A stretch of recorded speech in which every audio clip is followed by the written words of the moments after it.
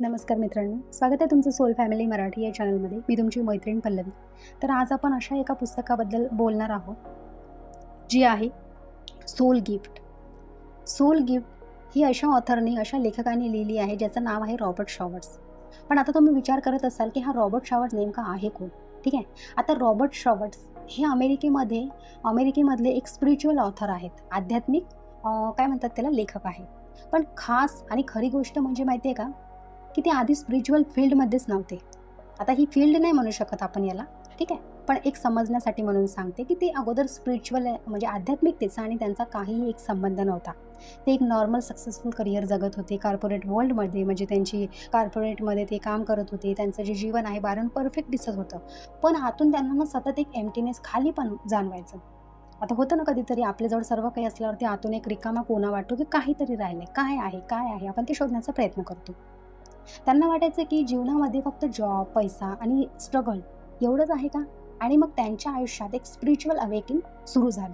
ते मेडिटेशन करू लागले, स्पिरिच्युअल हीलर्स जे आहेत त्यांना भेटू लागले आणि हळूहळू त्यांना पास्ट लाईफ, सोल प्लॅनिंग आणि स्पिरिच्युअलिटीबद्दल जी क्युरिओसिटी आहे ती त्यांची वाढू लागली.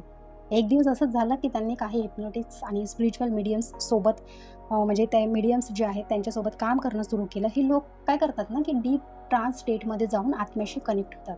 इथे पटकन सांगण्याचा प्रयत्न करते. डीप ट्रान्स स्टेट म्हणजे असं असतं मित्रांनो, की जे लोक 10-10, 15-15 घंटे जेव्हा ध्यान करतात, तेव्हा हे जे स्पिरिच्युअल ॲस्ट्रल मास्टर असतात, ॲस्ट्रल मास्टर म्हणते मी, ठीक आहे. स्पिरिच्युअल गुरु नाही, ॲस्ट्रल मास्टर जे असतात, हे मास्टर काय करतात, हे जे डीप ट्रान्स स्टेटमध्ये जाऊन जे लोक ध्यान करतात त्यांना मेसेजेस देण्याचा प्रयत्न करतात, त्यांच्याकडून पुस्तकं लिहिण्याचा प्रयत्न करतात. आणि ह्या पृथ्वीवर जे लोकांपर्यंत जे मेसेजेस यायला पाहिजे, जायला पाहिजे, ते यांच्याकडून हे काम करून घेतात. याला म्हणतात डीप ट्रान्स स्टेट. म्हणजे त्याच वेळेस आपली जी सोल मेमरी जागी होऊ लागते आणि मग आपण ते मेसेजेस त्याच्यावरती पुस्तकं लिहितो किंवा ते मेसेजेस थ्रू आपण व्हिडिओ थ्रू ते सर्वांना सांगण्याचा प्रयत्न करतो. मग आता सुरुवातीला रॉबर्ट शॉवर्ट्स यांना विश्वासच नव्हता. पण जेव्हा त्यांनी अनेक लोकांचे एक्सपिरियन्सेस ऐकले, अनुभव ऐकले, तेव्हा ते शॉक झाले. कारण काय ना, वेगवेगळे लोक वेगवेगळ्या ठिकाणी एकसारख्या गोष्टी सांगत होते, की आत्मा जन्माआधीच काही जे अनुभव आहे ते निवडतो. आणि हे ऐकून रॉबर्ट शॉवर्ट्स यांनी स्वतः एक रिसर्च सुरू केली. ते अनेक वर्ष लोकांच्या स्पिरिच्युअल सेशन अटेंड करत होते. त्यांनी हजारो नोट्स लिहिल्या, लोकांच्या ज्या खऱ्या स्टोरी आहेत जीवनाच्या त्या समजून घेतल्या आणि मग त्यातून जन्माला आलं हे पुस्तक, ज्या पुस्तकाचं नाव आहे युअर सोल गिफ्ट. तर या पुस्तकात त्यांनी सांगितलं की डिप्रेशन, लोनलीनेस, लॉस, आपल्या जे नातेसंबंध असतात त्याचं दुःख हे फक्त पनिशमेंट नसू शकतं. कधीकधी आत्म्याची ग्रोथ प्लॅन असू शकतं. मग आता इमॅजिन करा, एक माणूस जो आधी नॉर्मल कॉर्पोरेट लाईफ जगत होता, तो अचानक सगळं सोडून आत्म्याच्या सत्याच्या शोधात निघाला. कारण त्याला जाणवलं होतं की लोक फक्त बाहेर नाही, आतूनही तुटलेले आहेत. आणि म्हणून त्यांनी हे नॉलेज जगासमोर आणलं, जेणेकरून लोक त्याच्या वेदनाकडे वेगळ्या नजरेने पाहतील. आणि कधीकधी आपल्या आयुष्यातील सर्वात मोठं दुःख आपल्या आत्म्याजवळचंच म्हणजे आत्म्याजवळ घेऊन जातं, है ना. तर हीच आजची ही पुस्तक आहे मित्रांनो. खूप सुंदर पुस्तक आहे ही. तर ह्या पुस्तकामधलं जे सोल गिफ्ट म्हणजे काय असतं, तर हे मी सांगण्याचा प्रयत्न करणार आहे. तर पूर्ण व्हिडिओ नक्की बघा. आणि आतापर्यंत तुम्ही चॅनलला सबस्क्राईब नसेल केलं तर प्लीज चॅनलला सबस्क्राईब करा. जे पण तुमचे विचार आहे कॉमेंटमध्ये मला नक्की सांगा आणि व्हिडिओ चांगला वाटला तर व्हिडिओला लाईक करा. तर सुरू करूया मित्रांनो आजच्या या व्हिडिओला. आता सर्वात पहिलं म्हणजे महत्त्वाचं हे आहे की आत्मा जो आहे हा जन्माआधी काय निवडतो. आता इथे रॉबर्ट शॉवर्ट्स काय सांगतात, की आपण फक्त शरीर नाही, आपण आत्मा आहोत. आणि हा आत्मा पृथ्वीवर येण्याआधी आपल्या आयुष्याचा जो प्लॅन आहे तो तयार करतो. म्हणजे जे आपण ब्लू प्रिंट म्हणतो ती असते. जेव्हा आपण हे शरीर सोडून जातो आणि वर गेल्यावरती, तुम्हाला हे हसण्यासारखी गोष्ट वाटेल पण हेच फॅक्ट आहे. आपण वर गेल्यावरती आपल्या साध्या भाषेत समजायचं झालं तर आपली एक मीटिंग होते, ठीक आहे. आपल्याला तिथे काय कोणी जो देव आहे, जो आपण म्हणतो की बाबा मी जर चुकीचं वाईट काही केलं तर देव मला कडेच जाडेल, काय काय करेल ना, असं काय होत नाही. तुम्हाला तिथे शिक्षा कोणी करत नाही, पण तुमच्या कर्मानुसार, तुमच्या ब्लू प्रिंटनुसार सर्व ॲस्ट्रल मास्टरसोबत तुमची एक मीटिंग होते आणि त्यानुसार तुम्ही तुमचं जीवनाची ब्लू प्रिंट तयार करता आणि तुमच्या जीवनाची नंतरचे जे प्लॅन आहेत ते तयार करता. ते प्लॅन म्हणजे कोणते, की तुम्हाला कोणते आईवडील मिळणार, कोण तुम्हाला भेटणार, कोण तुम्हाला दुखावणार, कोण कधी तुमच्या जीवनामध्ये कोणत्या वेळेला येऊन तुम्हाला सोडून जाणार, दुःख देणार. कारण आत्म्याला शिकायचं असतं. काय शिकायचं असतं? प्रेम, क्षमा, पेशन्स ठेवणं, कंपॅरिझन न करणं, हे लेसन्स आत्मा स्वतः निवडतो. मग आता कधी कधी आपण विचार करतो की देव माझ्याबरोबरच असं का करतो. बरोबर ना? कारण दुःख आले तर आपण त्यालाच दोष देतो, देवाला. जे की काहीच त्याची चूक आहे. कारण की देव तेवढा रिकामा नाही आहे, की त्याचे कामधंदे सोडून तो आपल्या लाईफमध्ये इंटरफेअर करेल. पण तरीही आपण देवाला दोष देतो.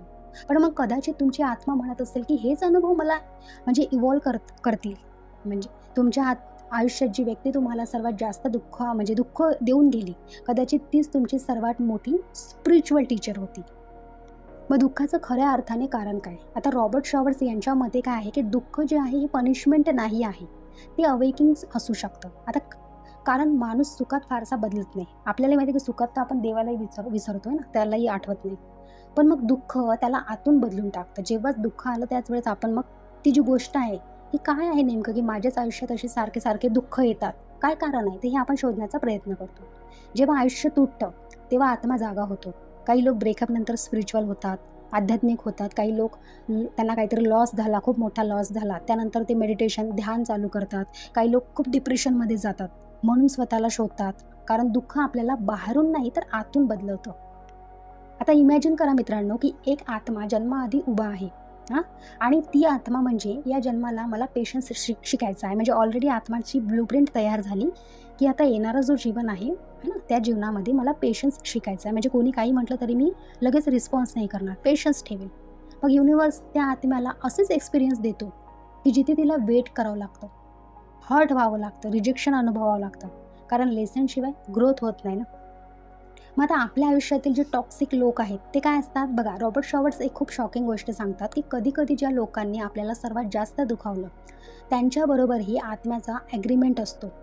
आपल्याला वाटतं, की हा व्यक्ती आला, त्या व्यक्तीला आपण फार कोसतो, काही-काही शिव्या देतो. जे काही असेल आपल्या मनात ते फटफट बोलून टाकतो, है ना? की आपण म्हणतो, की माझ्या जीवनातला हा सगळ्यात दुश्मन हाच आहे, की याने मला इतका त्रास दिला, इतकं दुखवलं, तुझं असं होईल, तसं होईल, बोलतो ना आपण काही-काही. पण आपण शरीराच्या लेव्हलनी बोलतो. कारण की ऑलरेडी सोल लेव्हलवरती ह्या गोष्टी झालेल्या असतात. त्याच्यामुळे सोलला सर्व माहीत असतं. पण ह्या मायेमुळे आपण इथे इतकं भरकटून जातो मित्रांनो, त्याच्यामुळे आपल्याला माहीतच नाही राहत, की आपलं ॲग्रीमेंट नेमकं काय आहे. हो, तर जन्माआधी आत्मे एकमेकांना पहिलेच बोलून बसतात. जसं की आता मी सांगितलं, की "बघ बाबा, मी ह्या-ह्या वेळेस येऊन तुला ह्या-ह्या वेळेस, ह्या-ह्या टाईमला येईन तुझ्या जीवनामध्ये आणि मी तुला इतकं हर्ट करेल ना, पण त्यातून तू ना स्ट्राँग होशील." हे ऐकायला कठीण आहे ना मित्रांनो, पण डीप लेव्हलवर आत्मा ग्रोथ शोधतो, है ना, सक्सेस शोधतो. बघा ज्यावेळेस आपली, जसं की मी तुम्हाला अगोदरही सांगितलं, की ज्यावेळेस आपली ब्लूप्रिंट तयार होते, ॲस्ट्रल मास्टरसोबत आपली मीटिंग होते, त्यावेळेस आपण चूज करतो, है ना, निवडतो, की माझे आई-बाबा कोणते, सर्व काही गोष्टी. आणि त्याच वेळेस मित्रांनो आपण आत्म्यांचंही बोलणं होते सोलचं, की ह्या वेळेस जर मी तुझ्या जीवनामध्ये आलो, है ना, मग एखादा आत्मा काय म्हणतो, की नाही नाही असं कसं, मी तुला इतका हर्ट नाही करणार. पण आपण मग तो काय म्हणतो, की अरे जर तू मला हर्ट केलंच नाही, दुःख दिलंच नाही, तर मी शिकणार कसं ना. तर तू बिंदास ह्या वेळेस माझ्या ह्या टाईमला माझ्या जीवनामध्ये यायचं आणि मला इतकं इतकं दुःख देऊन जायचं. म्हणजे त्याच्यातून मी माझी जी ग्रोथ आहे ती अजून शोधतो. आता इमॅजिन करा मित्रांनो, की एक आत्मा जन्माआधी उभा आहे. हां? आणि ती आत्मा म्हणजे या जन्माला मला पेशन्स शिकायचा आहे. म्हणजे ऑलरेडी आत्माची ब्लूप्रिंट तयार झाली, की आता येणारं जो जीवन आहे, है ना, त्या जीवनामध्ये मला पेशन्स शिकायचा आहे. म्हणजे कोणी काही म्हटलं तरी मी लगेच रिस्पॉन्स नाही करणार, पेशन्स ठेवेल. मग युनिव्हर्स त्या आत्म्याला असेच एक्सपिरियन्स देतो, की जिथे तिला वेट करावं लागतं, हर्ट व्हावं लागतं, रिजेक्शन अनुभवावं लागतं. कारण लेसनशिवाय ग्रोथ होत नाही ना. मग आता तुमच्या आयुष्यात कोणीतरी तुम्हाला जर सोडून गेलं का? है ना? कदाचित त्यांनी तुमचं जे आयुष्य आहे ते डिस्ट्रॉय नाही केलं. असं तुम्हाला जर वाटतं, की बाबा ही व्यक्ती माझ्या आयुष्यातून सोडून गेली, माझं पूर्ण आयुष्य हिने खराब केलं. तर तुम्हाला तुमची खरी व्हॅल्यू दाखवली त्या व्यक्तीने. म्हणजे तुम्ही त्या व्यक्तीचे धन्यवाद मानायला पाहिजे. कारण काय होतं ना, कधी-कधी एंडिंग म्हणजे आपण म्हणतो ना सर्व काही संपलं, तिथंच आपलं आता ती खूप मोठी आपली पनिशमेंट झाली. पण कधी-कधी एंडिंग ही पनिशमेंट नसते, तर ती नवीन सुरुवात असते. मग प्रत्येक आत्मा पृथ्वीवर काय करतो ना, एक पर्पजसाठी येतो. कोणीच इथं फालतू आलेलं नाही आहे, हे ऐकून घ्या मित्रांनो. ठीक आहे, आपल्याला वाटतं की सर्वांचा जन्म झाला आहे, देवाने प्रत्येकालाच काही ना काही पर्पज देऊन इथे पाठवलं आहे. पण आपण काय करतो ना, इथे आल्यावरती आपण स्वतःला राजा समजतो. आपल्याला वाटतं की हे घर, हे दार, हे सगळं काही माझंच आहे. तसं बघायला गेलं तर देवाने वरतून श्वास बंद केला ना, तर आपल्याला सेकंद लागत नाही काहीच व्हायसाठी. बरोबर ना? कारण की इथे आपलं आहेच नाही, पण तरी आपल्याला इगो बघा, अहंकार बघा, की हे माझं, ते माझं, ते माझं. गरज नसताना फालतूपणा, है ना? पण खरं तर देवाने प्रत्येकाला इथे आपण ह्या पृथ्वीवरती एका पर्पजसाठी आलेलं आहे. कोणी हिलिंग शिकायला येतं, कोणी सेल्फ लव्ह, स्वतःवरती प्रेम करायला येतं, कोणी माफी चं जे लेसन आहे, जे फॉरगिव्हनेस आहे, माफ करणं दुसऱ्याला, आहे ना, त्याच्यासाठी येतं. पण प्रॉब्लेम काय आहे माहिती आहे का? आपण स्वतःला फक्त शरीर समजतो. म्हणून जेव्हा दुःख येतं ना, तेव्हा आपण तुटतो.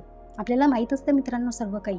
जेव्हा आपण वरून प्लॅन घेऊन येतो ना, आईच्या गर्भात असेपर्यंत आपल्याला माहीत असतं. गर्भातून बाहेर जेव्हा निघते बाळ, तेव्हासुद्धा त्याला माहीत असतं. म्हणतो ना आपण की झोपताना कसं अचानकच हसतो बाळ, आपण बघतो ना कितीतरी वेळा, कारण की तो ऑलरेडी कनेक्ट असतो त्या परमात्म्याशी. पण जसं-जसं मोठं होतो तसं-तसं ही जी माया, हा अहंकार, हा इगो, हे सर्व काही आपल्या जे चित्तावरती सामावून जातं आहे ना, ह्या शरीरावरती म्हणजे येतं आणि आपण हे यालाच मी समजतो. त्यामुळे आपण सर्व काही विसरून जातो. म्हणून जेव्हा दुःख येतं तेव्हा आपण तुटतो.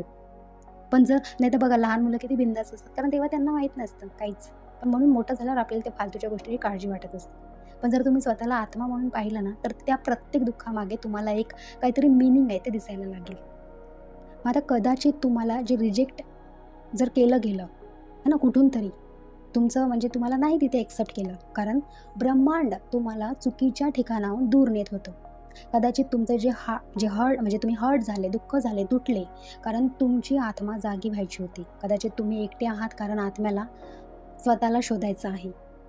मग आता इथे रॉबर्ट्स काय सांगतात की हीलिंग सुरू होते जेव्हा आपण ब्लेम करणं थांबवतो. बघा मित्रांनो, सर्वात महत्त्वाचं आहे, आपल्या लाईफमध्ये कोणी येऊन आपल्याला किती हर्ट केलं किंवा आपण समोरच्याला किती हर्ट केलं, आपण एक छोटीशी प्रे जरी केली ना की बाबा म्हणजे कळत न कळत मी दुसऱ्यांना हर्ट केलं, कळत न कळत त्या व्यक्तीने मला हर्ट केलं आहे ना, तर हे परमात्मा तू सर्वांना माफ कर. जे झालं ते झालं, कारण की ती सोल एवढी त्या समजची नव्हती, त्या लेवलला त्या सोलला, त्या आत्म्याला एवढी समज नाही आहे किंवा मी सुद्धा हे कळत न कळत सर्व गोष्टी माझ्याकडून झाल्या. पण मी आता मनापासून त्या सोलवरती त्या त्या आत्म्यावरती प्रेम करतो आणि मी त्याला एक्सेप्ट केलं आणि जे आहे तू प्लीज माफ कर. हे सर्व गोष्टी आपण बोललो ना मित्रांनो, तर तुम्ही बघत राहणार की चमत्कार किती होतात. फॉरगिव्हनेस म्हणजे माफी, म्हणजे त्यांनी जे केलं ते बरोबर होतं असं नाहीच. फॉरगिव्हनेस म्हणजे असं की बाबा मी आता या वेदनेचा कैदी नाही आहे. आणि जेव्हा तुम्ही हे पूर्ण जे समोरच्याला माफ करता, तेव्हा तुमचं जे चित्तावर हे जे ओझं असतं ना, ते पूर्णपणे तुम्ही डिलीट करता, पूर्णपणे रिमूव्ह करता. आणि त्याच्यातून होतं कसं की तुम्ही त्याचे कैदी राहत नाही, है ना? ते ओझं घेऊन तुम्ही चालत नाही आणि तेव्हा तुम्ही पूर्णपणे फ्री होता.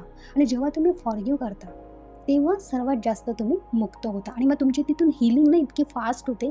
प्रॅक्टिकली करून बघा. मी जेही गोष्ट बोलते ते प्रॅक्टिकली मी स्वतः केलेलं आहे. त्यामुळे मी तुम्हाला सांगण्याचा प्रयत्न करते. आणि बघा, जर आपण पूर्णपणे माफ नाही केलं ना, तर त्याचं तुम्हाला एक हे पण सांगते की तुम्हाला ते माहीत कसं पडेल.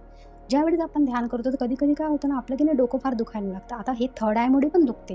आता थर्ड आय, तिसरं नेत्र, हे हे मी नंतर सांगेल तुम्हाला. आता नाही मिक्स करत याच्यामध्ये, या व्हिडिओमध्ये. पण ते ना म्हणजे फार आपलं जे सेंटर आहे ना, आयब्रोजचं जे सेंटर असतं, आपलं माथा आपण म्हणतो इथे सेंटरला, तिथे फार पेन होतो, खूप म्हणजे आपल्याला त्रास होतो. मग ते चित्त जे आपण ते साठवून ठेवतो घाणेरडं, की उगाच आपण माफ करत नाही, त्याच्यामुळेही आपल्याला त्याचा त्रास होतो. मग आता इमॅजिन करा, एक दिवशी तुम्ही मागे वळून तुमच्या आयुष्याकडे पाहाल आणि म्हणाल, त्या वेदनांनी मला तोडलं नाही, त्यांनी मला जागं केलं. कदाचित म्हणूनच आत्मा पृथ्वीवर येतो. कशासाठी? अनुभवासाठी, ग्रोथसाठी, लव शिकण्यासाठी. म्हणून मित्रांनो, नेक्स्ट टाईम जेव्हा आयुष्यात दुःख येईल, तेव्हा स्वतःला एक प्रश्न विचारा, ही वेदना मला काय शिकवायला आली आहे? हे जे दुःख आहे हे मला काय शिकवायला आलं? कारण कदाचित तुमचं आयुष्य रँडम नाहीच आहे. तुमची आत्मा एका ब्युटिफुल जर्नीवर इथे आलेली आहे. आणि जर हा व्हिडिओ तुमच्या हार्टला, मनाला, हृदयाला टच झाला असेल, तर व्हिडिओला लाईक करा आणि कॉमेंटमध्ये नक्की लिहा की माझी जी आत्मा आहे ती जागी होत आहे. माझी आत्मा जागी होत आहे. आणि आपल्या सोल फॅमिली मराठी चॅनलला सबस्क्राईब करायला विसरू नका मित्रांनो, कारण इथे आपण फक्त व्हिडिओ नाही तर आत्म्याच्या प्रवासाबद्दल बोलत असतो. तर भेटूया मग पुढच्या व्हिडिओमध्ये. तोपर्यंत काळजी घ्या. धन्यवाद.